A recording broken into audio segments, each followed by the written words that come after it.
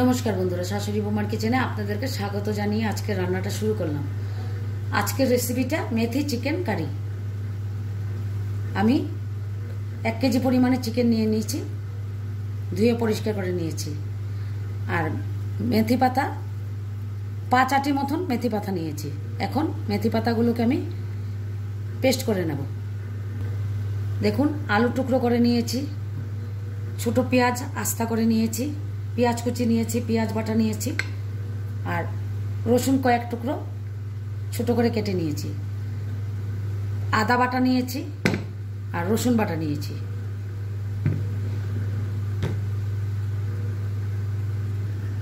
এখন আমি মেথি পাতাটা পেস্ট করে নেব মিক্সি। অনেকে ভাবে মেথি পাতা, মেথি শাক তিতো লাগে, কিন্তু খেয়ে দেখবেন তেতো লাগবে না। দেখুন, আমি এভাবে মেথি পাতাটা পেস্ট করে নিয়েছি।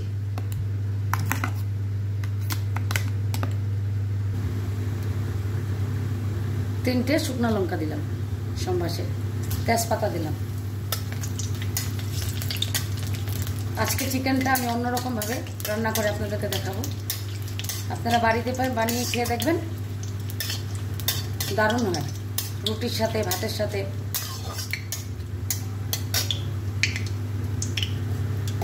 এখন আমি 5 ফোড়ন সম্বাস দিয়ে দেব। এখন আমি 5 ফোড়ন সম্বাস দিলাম।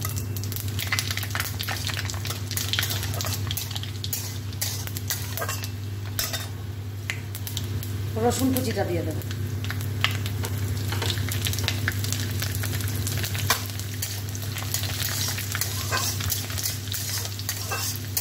এখন কুচনো পেঁয়াজটা দিয়ে দেব।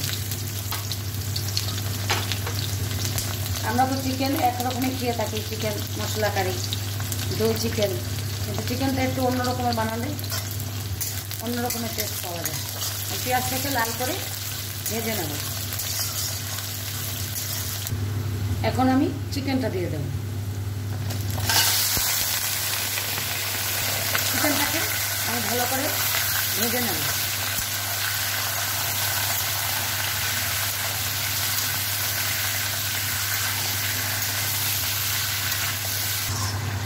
এখন আমি এক এক করে হলুদ লঙ্কা দিয়ে দেব।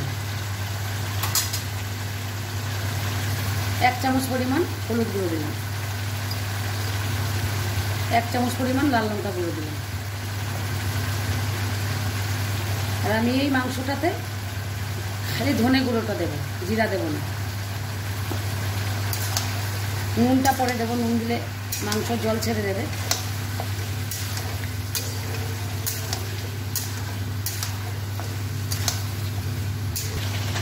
এখন আমি 1 বাটি পরিমাণে পেঁয়াজ বাটা দিয়ে দিলাম। বড় চামচে 1 চামচ রসুন বাটা দিলাম, 1/2 চামচ আদা বাটা দিলাম। আদাটা অল্প কম দিলাম, কারণ ঝাল হয়ে যায় আদা বেশি দিলে।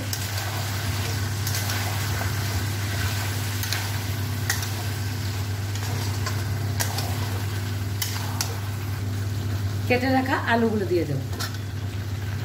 এখন আমি নুনটাও দিয়ে দেব।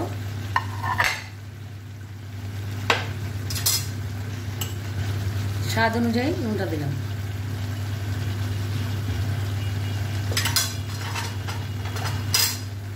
আস্ত পেঁয়াজগুলো দিয়ে দিলাম।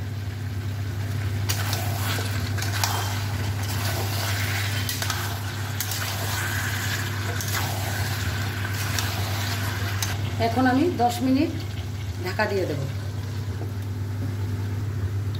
10 মিনিট পর আমি ঢাকাটা তুলে দেব।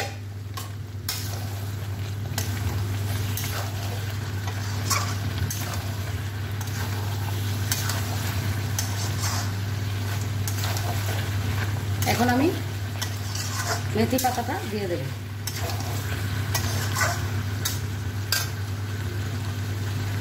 দেখুন, মেথি পাতাটা দিয়ে দিন। এটা ধুয়ে অল্প জল দিয়ে দেব।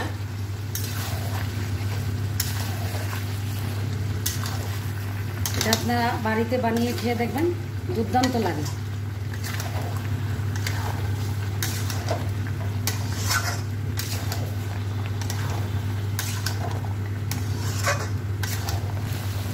দেখুন আমি চিকেনটা কষিয়ে নিয়েছি, এখন অল্প পরিমাণে চিনি দিয়ে দিলাম। এটাতে বেশি ঝোল দেবো না, গ্রেভি গ্রেভি থাকবে, অল্প ঝোল দেবো। আর 1 চামচ পরিমাণ গোলমরিচের গুঁড়ো দিয়ে দেবো।